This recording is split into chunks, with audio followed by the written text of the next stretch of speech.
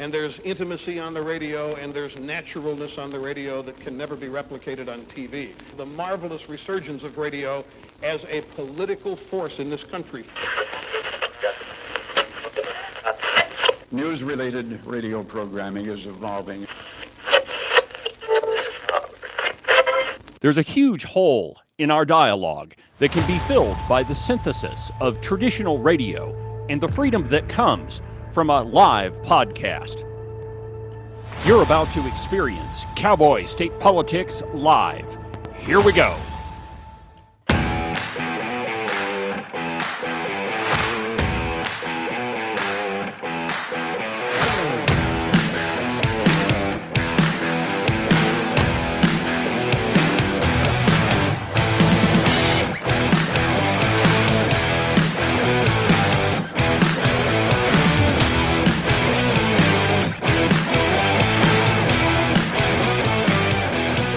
Good morning, my friends, and welcome to another incredible installment of Cowboy State Politics Live. From very high above all the puerile and insipid forms of Wyoming mainstream media, this is Cowboy State Politics. I, of course, am your illustrious host, David Iverson, firmly ensconced behind the silver Cowboy State Politics microphone and broadcasting to you from the base of the Bighorns No, I'm not there. Anyway, I'm in Cheyenne. Welcome to the program, my friends. David Iverson behind the silver microphone down in the middle swamp, bringing you the news that, the mainstream media, they just don't want to. They just don't want to tell you the truth. And the truth is, there's a lot of misleading that's going on in the media, and those sycophantic imposters that claim to be news sources. The truth is, they're still stuck on the same old liberal agenda. And I've got a couple of stories today for the program that will tell you exactly that. But we begin this morning with one that has been stuck in my craw for at least 4 years. Wow, for the entire length of time that Cowboy State Politics has been around. I have been on this government spending on cloud seeding. Yeah, I know, it sounds ridiculous, my friends. It sounds like one of those climate change things that governments pay for that don't exactly pan out. And that is absolutely the truth. There's no evidence whatsoever that cloud seeding actually works. And yet the state of Wyoming for over 20 years has been engaged in this program of trying to seed the clouds so they'll rain more and they'll snow more. But the truth is, there isn't a single study out there that says this stuff actually works. From the Cowboy, in an article entitled State House Dumps Wyoming Cloud Seeding Program. And it should have been ... Thank God. But of course, it's Trotsky Wolfson that's writing this, so you're not going to get that sort of admission out of him. And I quote, citing a lack of evidence that it works, the Wyoming House slashed all $1.1 million of funding for the state's cloud seeding program on Monday. The money and program stipulations were included in the $114 million omnibus water construction bill, but were removed by a large majority of the members in the House. The decision isn't final until the legislature approves the final supplemental budget. Well, actually, that's not exactly true, because the omnibus water construction bill isn't in the supplemental budget. It's another bill in addition to it. The supplemental budget has already been approved by the House of Representatives, and now the Senate and the House are working through their respective versions of it. But the omnibus water bill, that's not part of the supplemental budget. I don't know where Trotsky got that, but he's off his rocker. Continuing, cloud seeding is seen by its supporters as a potential benefit for the Cowboy State farmers, kayakers, and other water enthusiasts as a way to increase statewide and local water reserves. State Representative Mike Schmidt proposed cutting the cloud seeding, arguing that there's a lack of evidence that it works, and also raises questions as to whether it may be detrimental to the environment. He urged his fellow lawmakers to pause the program until it can be studied more. Well, first of all, any cursory search on the internet will not give you a study as to whether it works or whether it doesn't work. There's lots of articles that question the authenticity of it, question the effectiveness of it, but you're not going to find one that says whether cloud seeding works or not. And just think about it from a bigger picture, right? We're going to load a plane up with silver iodide, which, by the way, that's the same chemical that's used in photography, and you're going to release that up into the atmosphere. And the idea is that it's going to cause clouds to create ice crystals and then force them to snow. Now, Representative Lori Bratton probably put it the best on the floor of the House after the amendment was brought by Mike Schmidt. Listen to what Representative Bratton had to say. If you read that email and you open the attachments, you'll find that... Okay, so hold on. She's talking about an email that was sent out to legislators saying how fantastic cloud seeding is. Honestly, my friends, I can't even believe that we're talking about this. But, this has been stuck in my craw for obvious reasons for a really long time. And so let's just go through this. Here's Representative Lori Bratton from Sheridan. The attachments consisted of one promotional pamphlet with the picture of the airplane, about cloud seeding, and then the second attachment was a series of resolutions supporting various water projects, including cloud seeding. No study was attached. The email referred to a presentation available online, so I went to the YouTube, if I'm allowed to say that, video, where this study was presented, and I have here for your review, if you're interested, a summary and complete outline of the entire 3-hour presentation.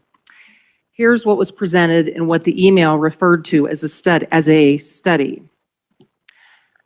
This study is a computer model used to simulate the weather and predict changes in the weather based on changes to input variables. A computer model was run to predict changes in precipitation based on assumptions about cloud seeding. A computer model was fed assumptions. All right, so you're getting the point here that the email that was sent out in favor of cloud seeding references a computer model, and they're saying that is the study that legitimizes all of this cloud seeding. First of all, a computer model doesn't study the effects on the environment or if this thing works or doesn't work. Let's continue to listen to Representative Bratton. It's based on 27 cloud seeding efforts. The computer model predicted an increase in snow. That's your study. Or what they said was a study, a computer model prediction based on a limited amount of data. No review of existing scientific studies or literature on cloud seeding. No review of empirical findings from case studies or field experiments in scientific literature. No use of controlled versus experimental regions showing how a change in controlled variable generates a change in outcomes. No presentation of any empirical data collected with an explanation of how this data was collected and adjusted for any statistical anomalies. No statistical analysis of any empirical data because there was no empirical data. I'm a biologist and I've read a lot of... Okay, so there's the point. There is no empirical data whatsoever to say that this cloud seeding thing works.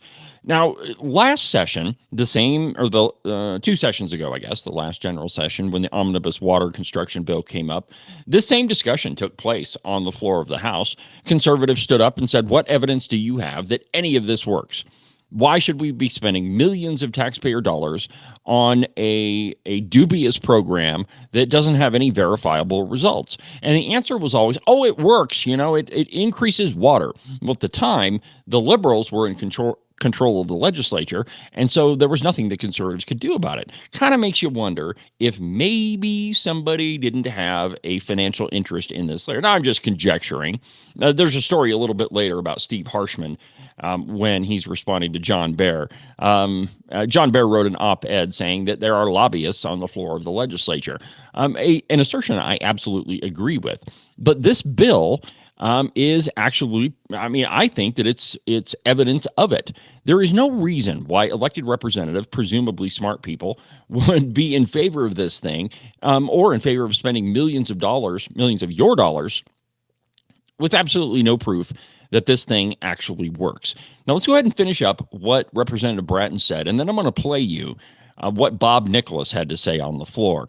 It's the same argument that he used last year, the same arguments that Albert Sommers used, and you'll get the hint that there's no proof to any of this, and it's just another program that the liberals want to spend your money on. But the big question we have to answer is why? Why are they so invested in a program that they can't even prove that works? Anyway, let's finish up with Representative Bratton. Studies. For 20 plus years, Wyoming has been funding cloud seeding projects in this, and I assumed that we would have some data to show for it, and we just don't.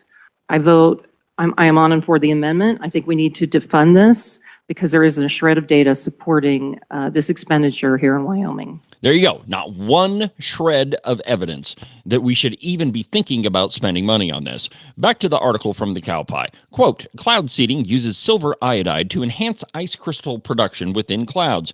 When seeding is done from a plane, the pilot ignites one flare at a time, shooting the compound into the cloud. The iodide causes the water droplets in the clouds to form ice crystals and become heavier and fall faster, which sometimes initiates snowfall. Well, this is a classic logical fallacy, and this is one of them that's really fun to say. It's post hoc ergo propter hoc, and what it means is after this, therefore because of this. In other words, it's as ridiculous as saying that if you walk underneath a ladder, you're going to have bad luck. Well, there's nothing correlating walking under a ladder with bad luck, and similarly, there's nothing correlating dumping a chemical up in the clouds to snowfall. Just sometimes it snows. Sometimes it doesn't. You'd be better off doing a rain dance. No offense to Ivan Posey, but that's as dubious as it is. There's no evidence at all, and there's no reason why we should be spending money on this. But nonetheless, here is what Representative Bob Nicholas had to say about this. Do we need to know more about it? Absolutely. But you don't pause it unless you have to pause it because you've got data to prove it, and we don't have that. What we do have is that it's still working, and it hasn't had... Okay, so wait a minute. You don't pause it unless you have data that it doesn't work. And we don't have data, but we can't pause it. We have to continue because it works.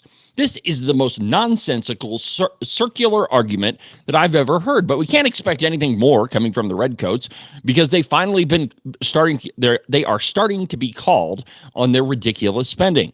That our elected representatives are finally asking the questions that all of us are asking. Why in the heck would you load up a plane with silver iodide and dump it into a cloud with no evidence whatsoever that it actually works?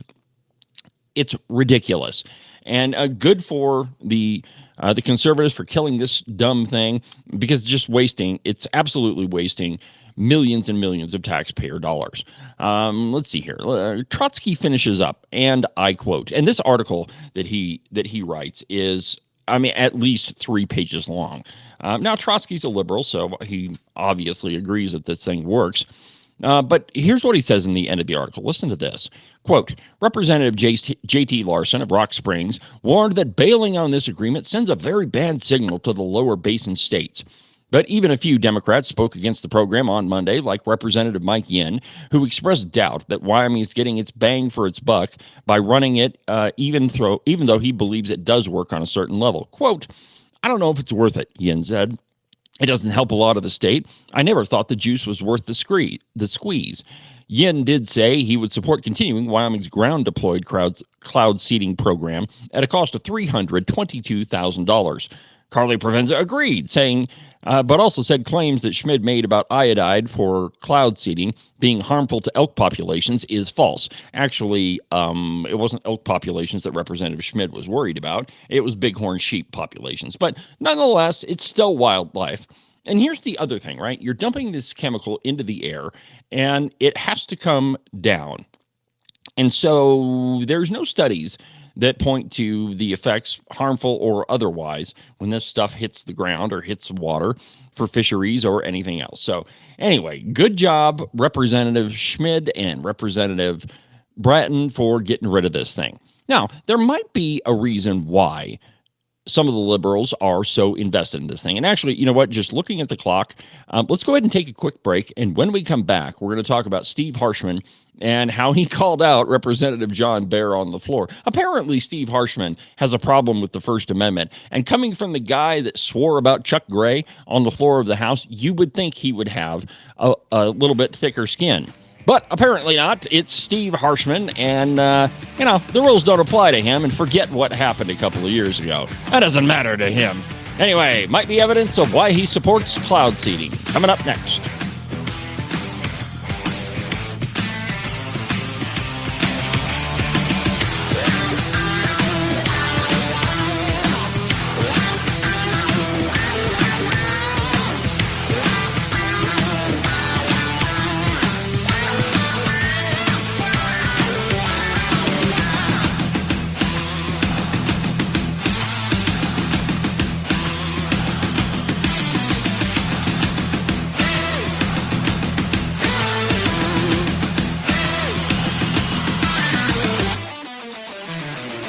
You are listening to Cowboy State Politics Live on the Independence Network.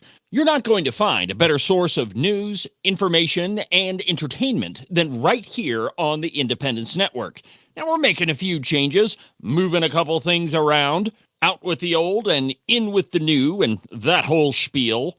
Of course, you could listen to my program, The Ramble Room with Ken Pendergraft, Locked and Loaded with the good Representative Tony Locke from Casper. There's a whole bunch more coming on the Independence Network. Also, don't forget to check out the articles section at the website, independencenetwork.us. It's loaded with op-eds, commentary, and news from all around the Cowboy State. You can listen to the Cowboy State Politics podcast anywhere that you get your podcasts. iHeartRadio, iTunes, TuneIn, really any of them will work. But the easiest place is just to go to the website, cowboystatepolitics.com.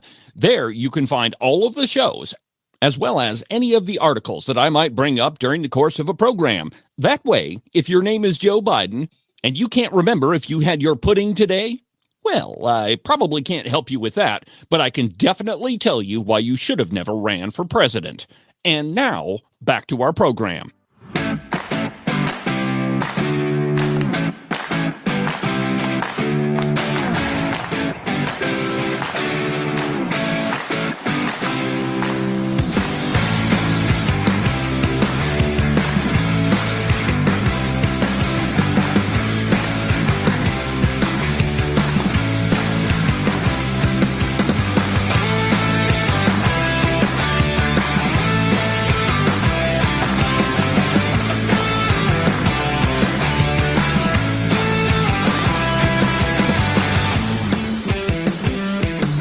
Welcome back to the program. David Iverson, Cowboy State Politics Live, Wyoming's most listened to political program, podcast. By the way, you can listen to Cowboy State Politics on YouTube, on Facebook, on X, on Rumble, the Cowboy State Politics podcast. It's almost like I'm omnipresent.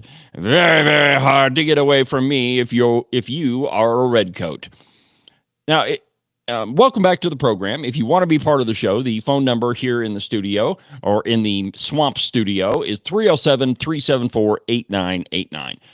If you want to call in and be part of the show, 307-374-8989. If there's something on your mind, go ahead and give me a call and we'll talk about it. Certainly, there's enough happening in the legislature that we could talk about a whole bunch of different things. Now, yesterday morning on the floor of the House, our former Redcoat Speaker of the House, Steve Harshman, called out John Bear for an op-ed that he published in the Cow Pie. From the Cow Pie itself, Trotsky Wolfson, and I quote, "It's not often a state lawmaker harshly criticizes a fellow colleague publicly, but that's what happened Monday morning when Representative Steve Harshman called out fellow lawmaker Representative John Bear of Gillette, labeling fellow lawmakers as lobbyists in an op-ed he wrote in the Cowboy State Daily." Now, just hold on right there. Consider the piece that I talked to you about before the break, that we're spending millions and millions of dollars on cloud seeding, a stupid program with dubious results and no studies to back up what they're doing whatsoever. And yet, people on the left, and when Albert Summers was in there, you couldn't convince him that this was a dubious program. Bob Nicholas, Lloyd Larson, Steve Harshman, all of them, they are all invested in this cloud seeding program. But the question is why? Now, I'm not casting any aspersions. I'm just saying that this might be an example of what Representative John Bear is talking about. Back to the article. Harshman, the longest-serving member of the Wyoming House, chastised Baer for making remarks in his op-ed in which he wrote, "There are some skilled lobbyists who have found their way to the House floor, and they even cast votes on bills." Harshman called the accusation reprehensible and said that he believes all legislators make their votes out of consideration for what will best represent their constituents.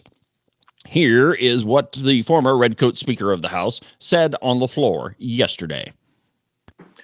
Representative Harshman.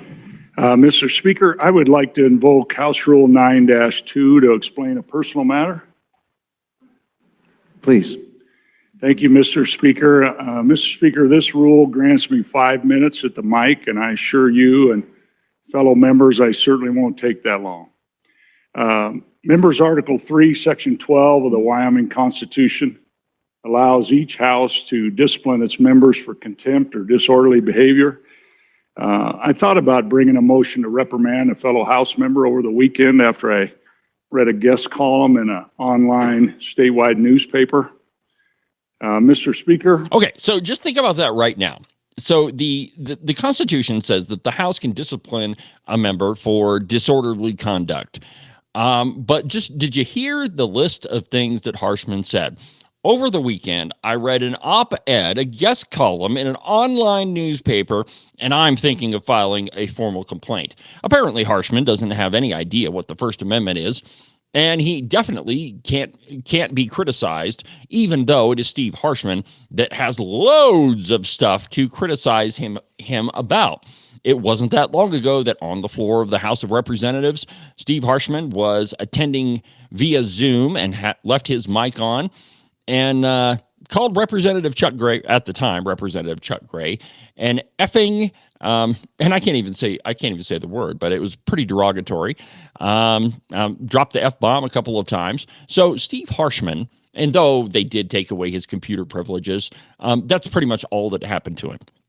So for a former Redcoat Speaker of the House, Steve Harshman, to criticize anybody for conduct on the floor is pretty incredible. Let's continue with what he said. The duly elected members of this House who bring bills and bring ideas and vote on hundreds of items a day don't do it because they're lobbyists for a group. The elected members of this citizen legislature cast our votes and bring our ideas because of sincerely held belief that it's good for the people we represent. Okay, all right. I can't handle it anymore. Harshman going on. I mean, it's incredible. Harshman has tried every single thing he can think of to thwart any of the conservatives' efforts in the House of Representatives. And, all of them have failed. He's filibustered. He's tried to give a history lesson on just about everything. I think I've got another degree in history just from sitting in the legislature or sitting in the gallery. I mean, it's absolutely incredible the lengths that this guy will go to. Well, here is what the Cowboy had to say, Leo Wolfson, about the whole incident. Now, listen close. Well, it's not often a state lawmaker harshly criticizes a fellow colleague publicly, but that's what happened Monday morning when State Representative Steve Harshman of Casper called out fellow lawmaker Representative John Baer of Gillette for labeling fellow lawmakers lobbyists in an op-ed that Baer wrote in Cowboy State Daily last week. According to politics reporter Leo Wolfson, Harshman called the accusation reprehensible and said he believes all legislators make their votes out of consideration for what will best represent their constituents. The Wyoming legislature is a citizens legislature. Really, no one could make an income off the amount of money they make. So it is really everyday people that are... Well, hold on. So Trotsky says that nobody can make any income off of what happens in the Wyoming legislature. The word he failed to insert there was legally. Nobody can legally make any money off of their work in the legislature, but it's been pretty well documented. I guess documented is the wrong word, but there have been indications that there are a lot of members of the Wyoming legislature that seriously profit off of what they do during the legislative session. And, a lot of times, I have pointed to now Senator Jared Olson. When he got into the legislature, he and his wife were pretty well dirt poor. I mean, they didn't really have anything. 2 years in, he's buying $1 million lake houses on Bear Lake in Utah. Now, I'm not saying the two are connected. I'm just saying it's absolutely suspicious. There have been a number of other legislators that once they got involved in blockchain, their income went way up. I'm not saying the two are related. I'm saying it's an interesting coincidence. Let's finish up with what Trotsky had to say. Serving in the legislature, Harshman believes it kind of adds a negative air to the chamber and it discourages people to run and want to serve their community. And he basically said quite simply that words matter. Bear did not agree with this sentiment, nor did he apologize for his op-ed when I reached out to him. He said that Representative Harshman must really not appreciate the First Amendment and that he would have expected the chairman of the Good Old Boy Club to have a thicker skin. Harshman is part of a coalition of more moderate Republican legislators who now find themselves in the minority compared to the Freedom Caucus members who hold a majority of seats in the House. Yeah. So Harshman can't take the heat. He should get out of the kitchen. But the truth is, Steve Harshman has definitely been on board with criticizing other lawmakers. He was definitely part of the Wyoming caucus. Still is. It is fascinating that the Cowboy continues to refer to the Wyoming caucus as more moderate. Well, when you're spending millions of taxpayer dollars on cloud seeding, I mean, I don't know that could really be explained as moderate in any way, shape, or form. Speaking of folks in the Wyoming legislature that aren't exactly acting like conservatives, late last night in the Wyoming Senate, they killed Senate File 124, which was the illegal immigration bill that was brought by Senator Sherry Steinmetz. But they didn't, if you listen to the arguments on the floor, it really wasn't that they disagreed with the bill. They said it wasn't ready for prime time. Interestingly enough, there are a lot of national sources that say that Senate File 124 is probably the best immigration bill in the country. It survived committee, although they amended it. But there was only one big amendment to it. It seemed to me that when it got to the floor of the Senate, it really wouldn't have that big a problem going through. But nonetheless, it did. Listen to what Senate President Bo Beitman said about it. Now, I mean, this one, I swear to you, he's talking about Senate File 124, the illegal immigration bill. But here's his reason for voting against it. Thank you, Mr. Chairman. I guess, I should have stood up during the last bill as well, but my concerns here at 7 o'clock, 8 o'clock at night, is the kind of quality we're putting out.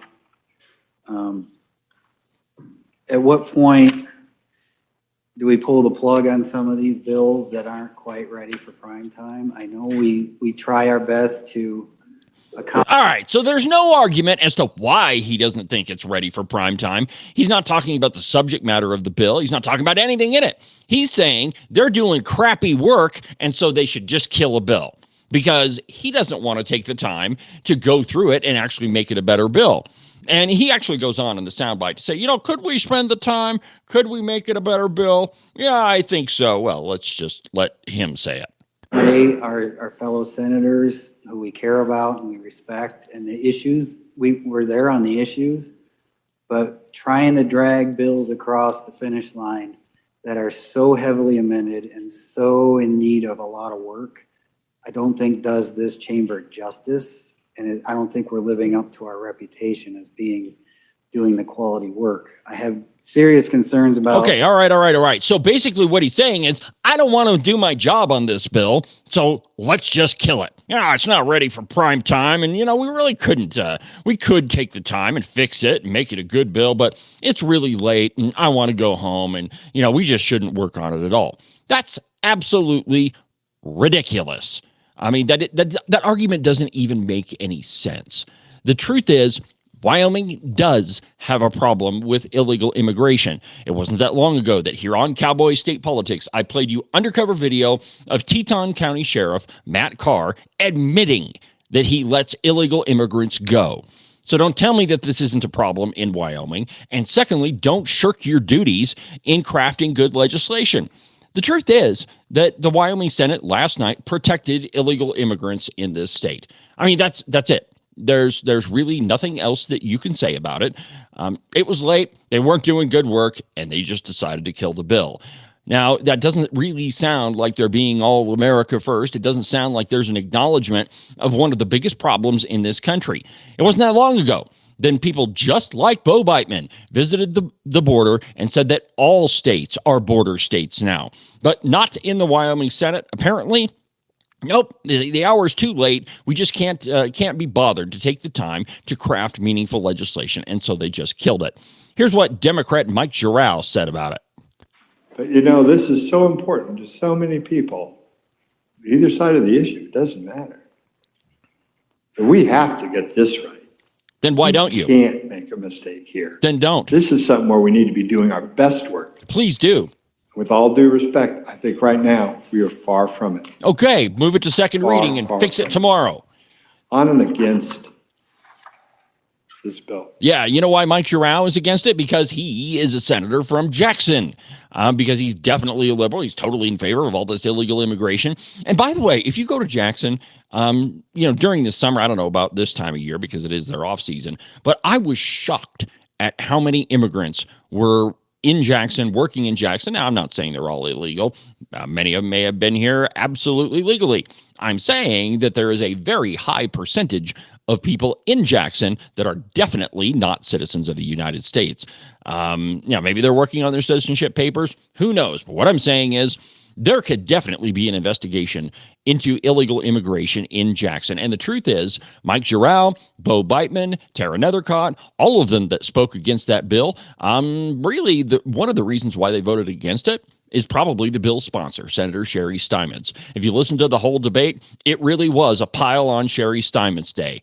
It didn't really have that much to do with the bill. In fact, both Bo Beitman and Mike Giroux says, well, yeah, this is a really important issue. We should definitely do it, but we're not doing our best work today. So what I think we ought to do is just, vote down the bill, protect some illegal immigrants, and just kill the bill. There's no reason why we should do our job. Not going to happen in the Wyoming Senate. More after the break.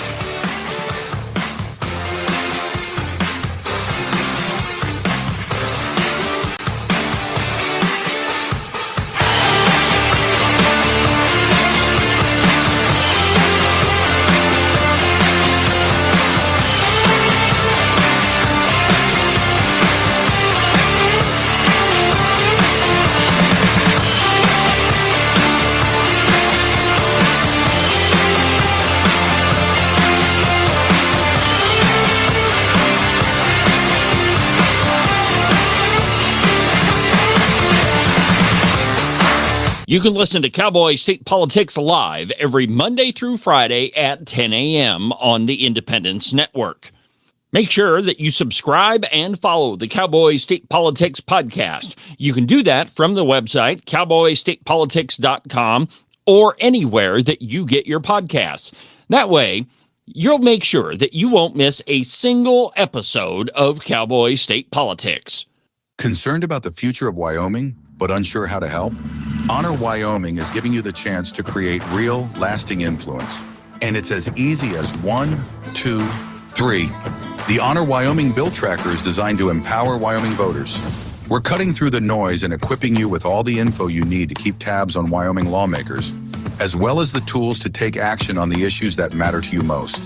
Keeping a close eye on key legislation in Cheyenne, we've made it easy to stay informed by providing real-time bill updates and timely take action alerts. Our one-click links make it easy to email key lawmakers at the right time. All you have to do is click and your voice will be heard. Ensuring lawmakers are listening to the people they serve year-round. Protecting the Wyoming way isn't a spectator sport, and voting is only half the story. Get involved today and do your part. With the Honor Wyoming Bill Tracker, it's as easy as 1, 2, 3.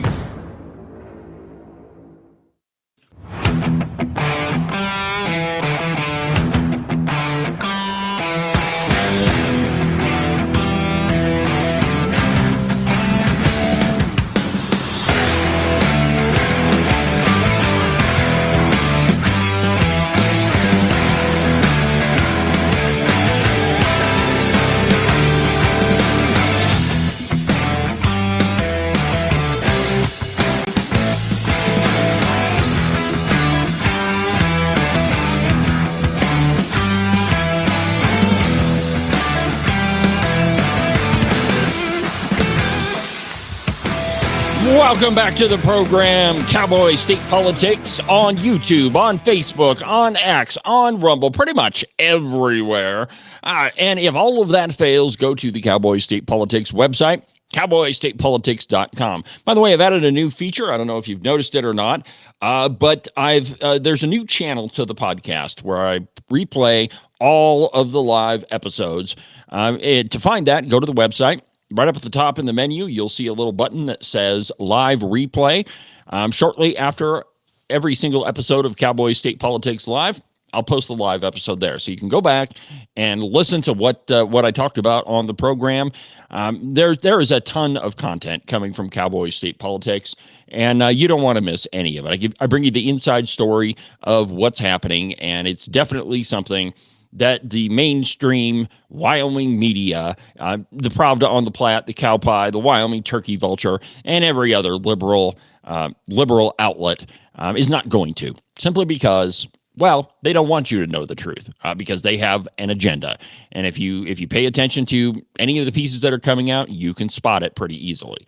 Anyway, on with the program. You remember how we were all told that the Wyoming Senate was absolutely conservative? That's the most conservative thing that you have ever found out. Aaron Dorr of Wyoming Gun Owners said, oh yeah, the Beitman-Salazar-Nethercott triumvirate, they're going to do fantastic.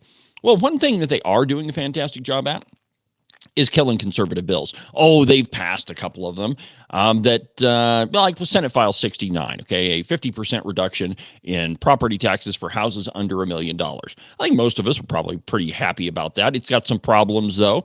What are you going to do with those 8 hardship counties that don't collect enough in property taxes to even pay for the essential workings of government? So there's certainly problems, but definitely, it's an example of the legislature responding to the people's initiative. Now, if you listen to the interview I published with Scott Clem yesterday, we go through what the motivations are behind some of the senators that voted for Senate File 69. It wasn't out of their sense of altruism that they voted for it. Rather, a lot of them said, well, but we got to show these people that there's consequences for tax cuts. In other words, let's punish Wyoming citizens for even asking about this, and that way they won't do it ever again. Well, there was another measure, a resolution in the Senate, and it called for the federal government to relinquish all lands within Wyoming. Now, there's some questions about this one, okay? So in our admittance to the Union, the state of Wyoming said that we give up all right and title to any of the unclaimed lands in Wyoming, which resulted in just about half the state being controlled by the federal government.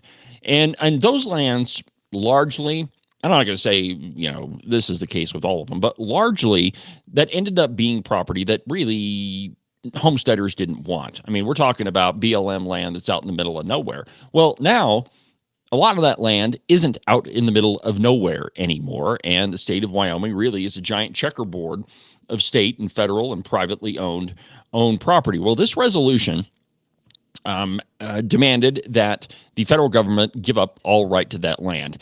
And this is a piece from Wyopile. And I quote, in a tie vote, the Wyoming Senate defeated a resolution demanding Congress turn over all federal land in the state but Yellowstone, even after senators amended the measure to exclude Grand Teton National Park and National Forests. The 15-15 vote in on Senate Joint Resolution 2 came when Senator Stephen Pappas, absent and excused, to ensure a permanent defeat. Senator Cale Case, who voted against the demand for a land transfer, immediately moved for reconsideration. So that's a move in the legislature that ensures that a bill dies. And the way that motion works, since we've been talking a lot about parliamentary procedure lately, is after the vote, a member of the prevailing side can call for reconsideration. And it goes immediately to a vote. And then if it gets defeated again, the bill is dead. It can't be brought up again. So that's what K.O. Case did. The debate on the Senate floor on the final reading of the bill lasted 53 minutes before lawmakers killed it. Quote, we hold these lands dear. We hold these lands sacred. Mike Giroux of Teton County. The action ended more than a week of debate over a theory proposed by Bob Ide of Casper, a Republican and commercial real estate developer, that the U.S. Constitution requires federal government to turn over the public land which belongs to all Americans. Senators had a duty to vote for the resolution, he said. Quote, I think we need to defend our borders here, Ide told the Senate on Monday. Do your duty under the Constitution, the Wyoming and the U.S. Constitution. Senators adopted 2 amendments before killing the resolution. One excluded Grand Teton National Park from the demand. Senator Mike Giroux of Jackson said that the land is of paramount importance to his district. Of course it is. It's right by Jackson. The Second Amendment excluded national forests, monuments, historic sites, and nationally designated areas open to the public from the demand. Senator Ogden Driscoll of Devil's Tower offered that change. Of course he did. Ogden Driscoll owns a campground right at the base of Devil's Tower. But wait a minute. I thought that Steve Harshman said that nobody in the Wyoming legislature votes on measures that are financially important to them, except Ogden Driscoll and his campground right at the base of Devil's Tower. It's absolutely true. When you pull into Devil's Tower, there's a KOA that's right there. That's owned by Ogden Driscoll. Anyway, that, in effect, left acreage controlled by the BLM as the principal property in the demand resolution. Senators saw oil, gas, and coal under those properties as major resources that would benefit Wyoming if the state could control them completely. Case said the resolution was, quote, probably the most important issue to his constituents. Now, think about this, right? So K.O. Case is saying this is the most important issue to his constituents. Americans owning and using public lands is one of the most fundamental pieces of our Constitution, he says. Conservationists with Keep It Public Wyoming Coalition hailed the measure's defeat. Quote, today, the Wyoming Senate stood up for the Wyoming way of life and our public lands, Joshua Corsi, president of the Muley Fanatic Foundation, said in a statement. Interesting thing about the Muley Foundation is it was started by Liz Storr. Representative Liz Storr over in the House of Representatives. She started it. And if you dig into a lot of what that organization does, it's tied in with a lot of other Liz Storr efforts. Trout Unlimited is another one. Over the summer, I got in big trouble with the Trout Unlimited. Well, I didn't get in big trouble. They were irritated with the Trout Unlimited chapter in Sheridan. Yeah, they went on public radio, but when I questioned them about it and said, "Hey, how do you guys get your funding?" It was all mum. Yeah, everybody shut up and didn't want to talk about it because a lot of it has to do with Liz Storr. Luke Todd, a rabid liberal that I have gone rounds with several times. He's the owner of the sports lure in Buffalo, agreed. Quote, our success is directly tied to our vast public lands and our proposals, and any proposals to jeopardize our customers' access would have negative impacts to our industry. No, Luke Todd is a rabid liberal. And hey, Luke, you're welcome to come on Cowboy State Politics anytime you like. I would love to have you on the show. Speaking of appearances on the program, yesterday, and kind of moving on quickly, yesterday I did an interview with Gillette Representative Ken Clouston. Now, Ken is not exactly one of the conservatives, but I've been trying to make an effort to reach out to different people that maybe I don't agree with and see if I can get them on the program. So on Wednesday's installment of the podcast, I'm going to publish that interview with Ken Clouston. It's actually a really good conversation. We go back and forth about a number of things. But anyway, make sure you tune in and don't miss that one. When we come back from the break, we're going to kind of switch gears a little bit and go to some national news.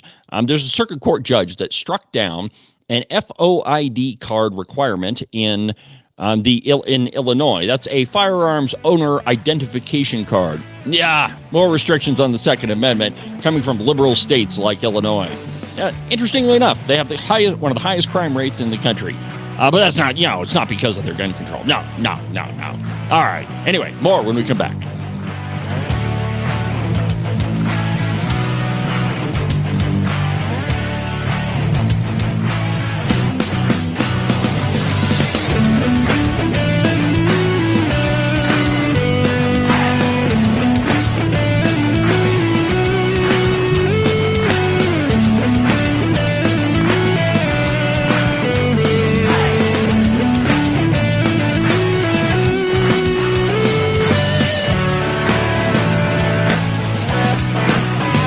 Christmas is over, and all of the fun holiday cheer has been had. And what are we all left with? Frigid Wyoming weather. Below freezing temperatures that you still have to go out in. That's right, you do have to go back to work at one point or another. And not to scare you, but think about this. Every single morning, you get to scrape the ice off of your windshield. Now, while I can't do anything with that, I can make sure that your feet stay nice and toasty warm while you're doing it. All you have to do is order a pair of socks from the Buffalo Wool Company. They are the finest socks that I've ever put on my feet. And to get you a pair of them, go to the website, thebuffalowoolco.com. Trust me, you're not going to be disappointed. Wyoming is one of the most sought-after places to live. There's a lot of people that want to move to our great state. And if you're thinking about selling your house to one of them, you need a real estate agent that you can trust. That agent is Rebecca Bextel at Compass Real Estate. She's lived in Jackson for almost 20 years and has her fingers on the pulse of the real estate market. Last year, she sold almost $25 million worth of property. So if you're thinking of buying or selling, give Rebecca a call. Her phone number is 307-699-3519. I've never felt the freedom like I do. I feel stronger every day, don't you? Well, I can show you how. A new day, a new way. Watch out, I'm only gonna get stronger. A new day, a new way. Watch out, I'm only gonna get stronger. A new day, a new way. Watch out, I'm only gonna get stronger. A new day, a new way. Watch out, I'm only gonna get stronger. I've never felt the freedom like I do. I feel stronger every day. I'm only gonna get stronger. Cowboy State Politics is only going to get stronger. The program is only going to continue to expand. From every county in this state to every state in this country. It's Cowboy State Politics. Welcome back to the program, my friends. Before the break, I was talking about all the federal land in Wyoming, and pretty much half the state is controlled by the federal government in one way or another. BLM, Forest Service, national parks, all of that. It's a big issue for a lot of Wyoming citizens, specifically if you're a rancher or if you have mineral rights. And what a lot of people don't know is that the federal government owns all of the coal that we mine in Wyoming. It's not owned by the state of Wyoming. It's owned by the federal government, and we pay them a gigantic royalty for all the coal that we dig out of the ground. So this resolution in the Senate, while I need to study it more, but from the outset, it looks to be pretty interesting to me. I don't see why we couldn't take claim and ask the federal government to relinquish all land. But to weigh in on this, let's talk to our pal Jerry from Rock Springs. Hey, Jerry, what do you think about all this federal land in Wyoming? Do you think we ought to force them to give it up? I think we should take back everything except Yellowstone. I completely agree with you. Yeah, and as you was talking about this morning, I hadn't thought about it in a long time. But wasn't there some international agreements made, on the side with the Clinton era presidency? I'm not sure about that, but it wouldn't surprise me at all. There was during, let's see here, right? I think it was during the Obama administration. You had Hillary Clinton selling off uranium mines outside of Buffalo to Russia. But I don't know about some other backroom deals. But it could have happened.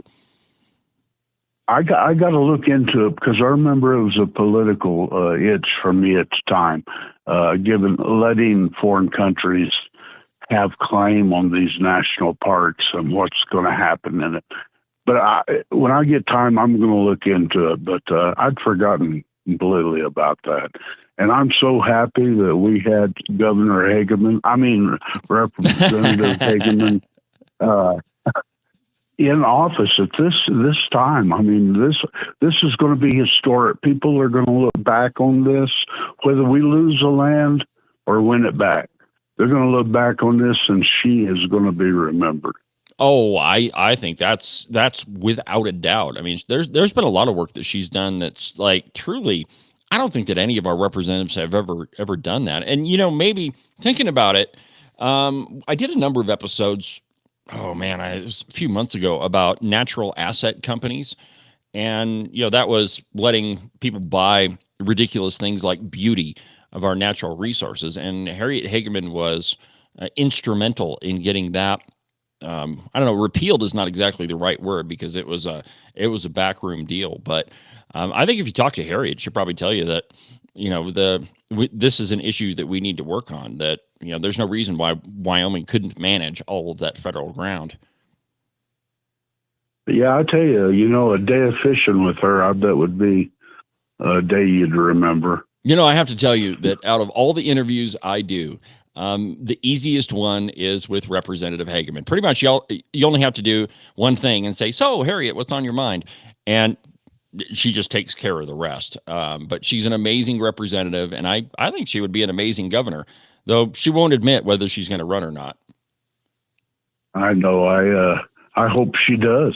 I hope she has that drive and, enthusiasm she has right now to continue.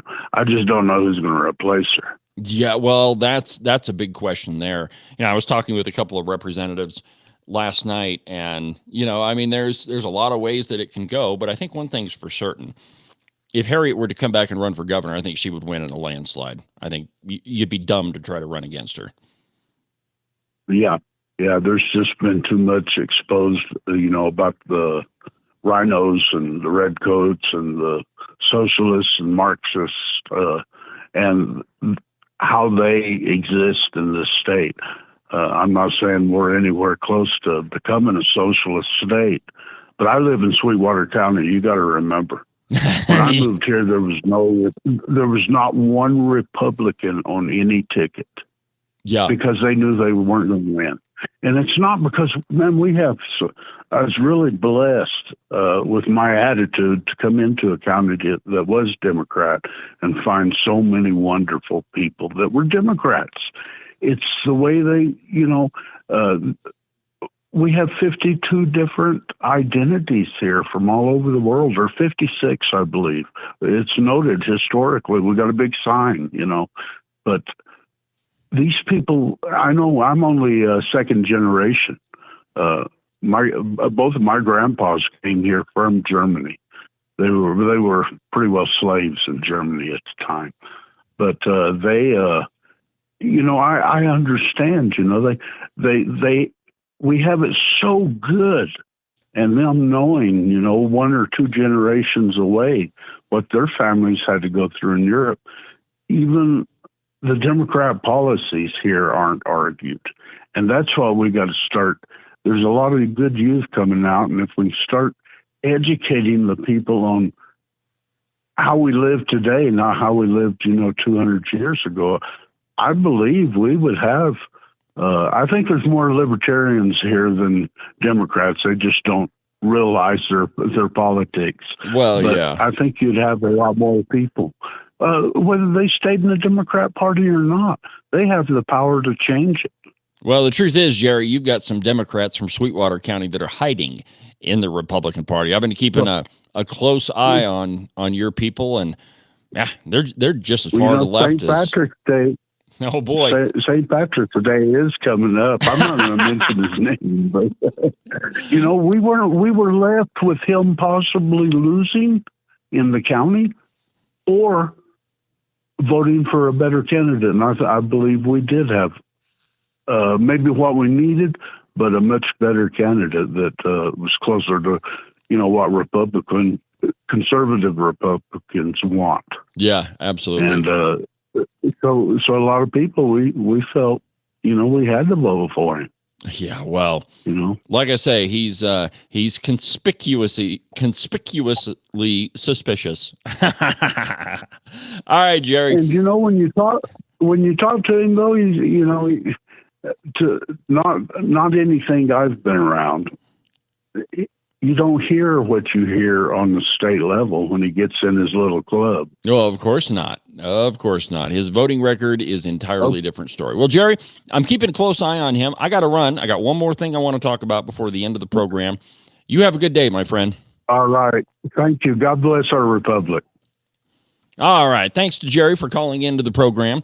I pretty much keep the phone lines open just about every Cowboy State Politics Live. So if there's something on your mind you want to call in and be part of the show, feel free. The number is 307-374-8989. Now, late last night, there was another bill that is, I mean, it got a very interesting reaction from the redcoats on the floor. And it was, let's see here. I can't remember. Let me see if I've got it here. Yeah, House Bill 324.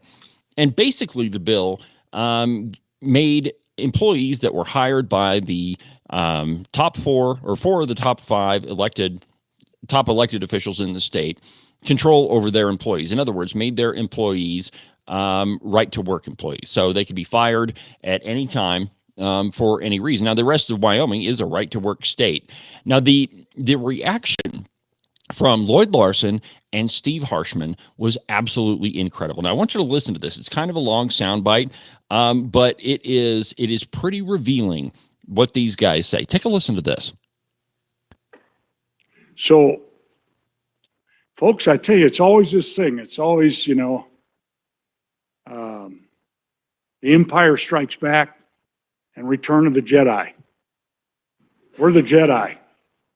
And you do not want to see. No, Steve Harshman, you are an evil Sith Lord. Definitely not a Jedi. Legislative control and power to budget these five top electeds. It is the balance of power in our three-branch system. I am sure they are all up there, just their little toes tweeting, smiling from ear to ear, trying not to grin so hard. They would love this, because then we can't tell them what to do. Can't tell them how many employees and what to pay and where we want this policy at. Maybe we want one more position for natural resources litigation. Maybe we want one more for coal port litigation. And that's where the people sent us to create that policy. Do not give that up. And no. Okay, now listen to this Thank next you part. so This much. is Please really vote no. bizarre. Representative Larson Lloyd. Mr. Chairman. Thank you, Representative. Thank you. I wondered if they had feathers sticking out their mouth as they was sitting in front of the committee, because they just ate the canary on this deal. I just love this, that we're going to give them all the, you get going late and some of this stuff this is too good. Surely we wouldn't do this. Okay, so surely. All right, so there's some history behind this thing. The legislature has continually wanted control over what the executive branch does. For example, the state auditor doesn't audit anything. Bob Nicholas, a couple of years ago, in I think it was 2022, tried to take all of the power away from our state treasurer. There was Senate File 104. That was notorious, where they tried to take all the power away from the state superintendent of public instruction. That one had to go to the Supreme Court, and it got struck down. So the legislature continually tries to manage all the resources of the executive branch. And House Bill 124 basically said that if an executive branch, one of the top five electeds, hires somebody, then they can fire them. And it makes perfect sense. Why should they have to get approval to fire one of their employees from the legislature?